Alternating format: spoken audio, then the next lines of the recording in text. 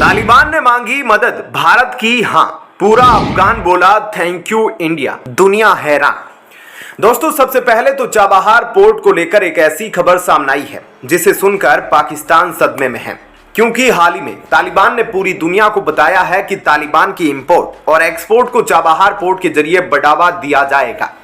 जानकारी के लिए बता दें कि यह पोर्ट भारत का है और भारत ने ही इसे ईरान में बनवाया है। ऐसे में जब पाकिस्तान यह सपना देख रहा था कि अफगानिस्तान में तालिबान सरकार आने से उसके रिश्ते मजबूत हो जाएंगे, लेकिन ऐसा कुछ भी नहीं हुआ। तो वहीं दूसरी तरफ अपने दोस्त रूस से तेल लेने की वजह से भारत को अच्छा खासा मुनाफा हुआ है। तो आइए इन दोनों खबरों को थोड़ा विस्तार से देखते हैं।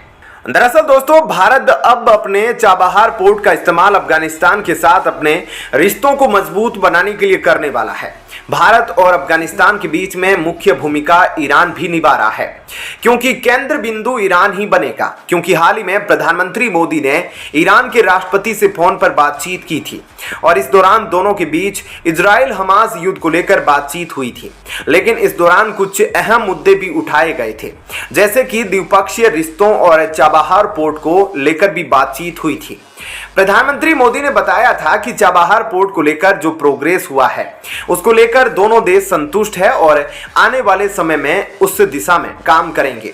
चाबहार पोर्ट भारत के लिए काफी मुख्य भूमिका निभाता है और ऐसे में जब भारत और ईरान के बीच में बातचीत हुई तब अफगानिस्तान सरकार का एक डेलीगेशन भी ईरान पहुंचा था। और अब अफगानिस्तान में तालिबान का शासन है, तो वहां के डेप्यूटी पीएम ने ईरान के डेलीगेशन से बातचीत की और दोनों देशों के बीच कई मुद्दों को लेकर बातचीत हुई है। और इस मुलाकात के बाद तालिबान के प्रवक्ता द्वारा कुछ जानकारी दी गई, जिसमें बताया गया था कि तालिबान के इंपोर्ट और एक्सपोर्ट को चाबहार पोर्ट के जरिए बढ़ावा दिया जाएगा, यानी उस चाबहार पोर्ट का इस्तेमाल किया जाएगा जिसे भारत ने ईरान में बनवाया है। इस पोर्ट की बात करें तो भारत ने ईरान के चाबहार पोर्ट को यूरोपियन देशों में शिपमेंट पहुंचने के लिए विकसित किया था और यह अरब सागर के किनारे स्थित है। भारत ने कई शिपमेंट इस रास्ते से यूरोपीय देशों को भेजी भी है। ऐसे में भारत की कोशिश है कि भारत से लगातार शिपमेंट को अफगानिस्तान और फिर आगे यूरोप भेजा जा सके।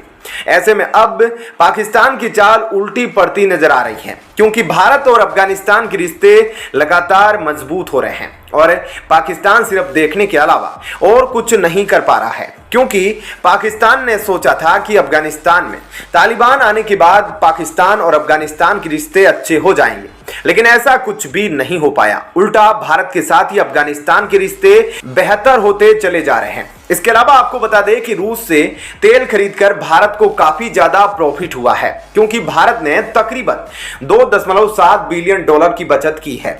इसका खुलासा भारत के ट्रेड डाटा एनालिसिस में हुआ है। आपको बता दें कि भारत दुनिया भर में कच्चे तेल का तीसरा सबसे बड़ा कंज्यूमर है। ऐसे में भारत अपनी 85% से ज्यादा की तेल जरूरतों को पूरा करने के लिए आयात पर डिपेंडेंट रहता है। रूस यूक्रेन युद्ध से पहले भारत रूसी कच्चे तेल का एक बहुत ही छोटा सा इंपोर्टर था, लेकिन रूस यूक्रेन युद्ध के बाद पश्चिमी देशों ने रूसी तेल को इंपोर्ट करने में कटौती कर दी और मॉस्को द्वारा दूसरी जगह तेल बेचकर होने वाली इनकम पर लिमिट लगा दी गई।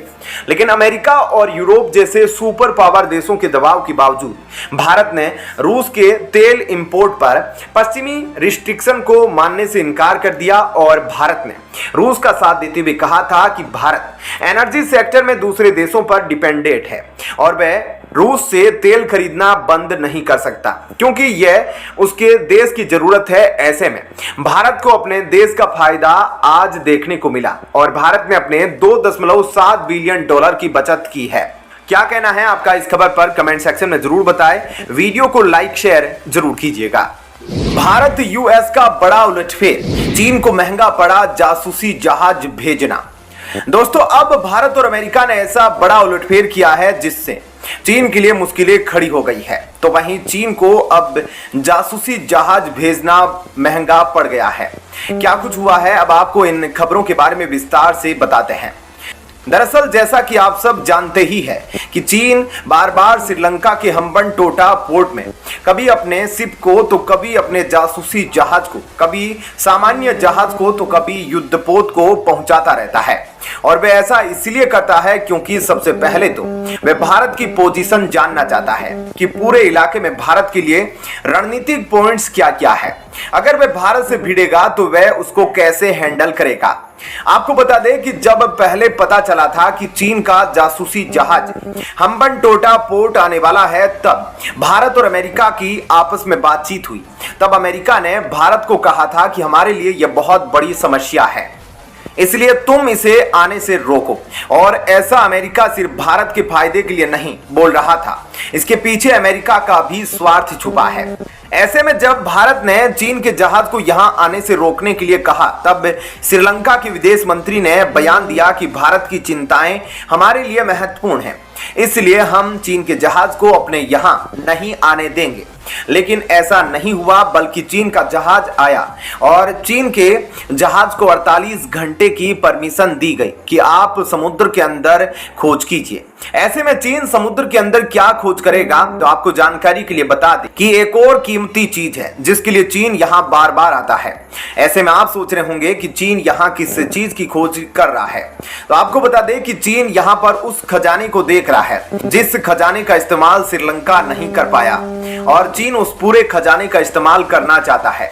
बता दें कि वह खजाना मुन्नार की खाड़ी में है।